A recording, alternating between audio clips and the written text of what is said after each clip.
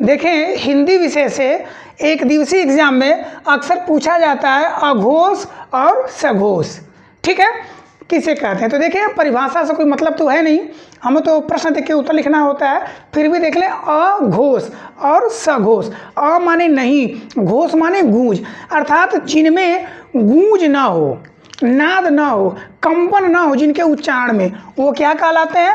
अघोष। और जिनके उच्चारण में कंपन हो, गूंज हो, वो क्या कहलाते हैं? सघोष कहलाते हैं। ठीक है, देखिए हिंदी वर्णमाला में 5 वर्ग होते हैं, क वर्ग, च वर्ग, ट वर्ग, त वर्ग और प वर्ग।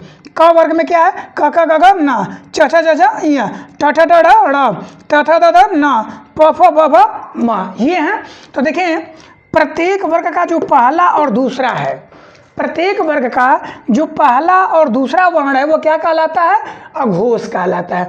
अर्थात पहला क्या आ गया? क और ख, इसका क्या आ गया? च और छ, इसका क्या आ गया? ट और ठ। अर्थात प्रत्येक वर्ग का जो पहला दूसरा है वो क्या कहलाएगा? अघोष। तो बचा क्या? तीसरा, चौथा, पांचवा। तो प्रत्येक वर्ग का जो तीसरा, चौथा, पांचवा है वो क्या कहलाएगा? सघोष। क्लियर है? अघोष अर्थात प्रत्येक वर्ग का पहला और दूसरा व्यंजन क्या होगा? अघोष होगा, और तीसरा, चौथा, पांचवा व्यंजन क्या होगा? सघोष होगा। क्लियर?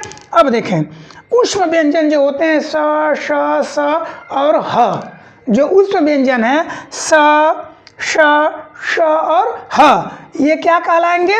अघोष। ये क्या कहलाएंगे?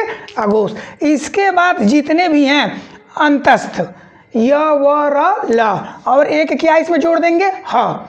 हालांकि ह अंतस्थ नहीं है, लेकिन जितने भी, मैंने इसलिए लिख दिया कि लर्न करने में आसानी रहेगी, कि जितने भी अंतस्थ व्यंजन है य, व, र, ल, और उसके साथ क्या जोड़ दिया? ह, ये सभी क्या कहलाते हैं? सघोष। और जितने भी स्वर हैं अ, आ, ई, उ, वो क्या कहलाएंगे?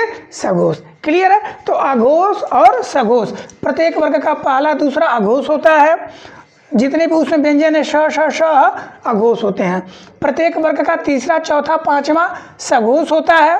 अंतस्थ य, व, र, ल सघोष होता है, ह सघोष होता है, और जितने भी स्वर हैं अ, आ, ई, उ, ए, ये सब क्या है?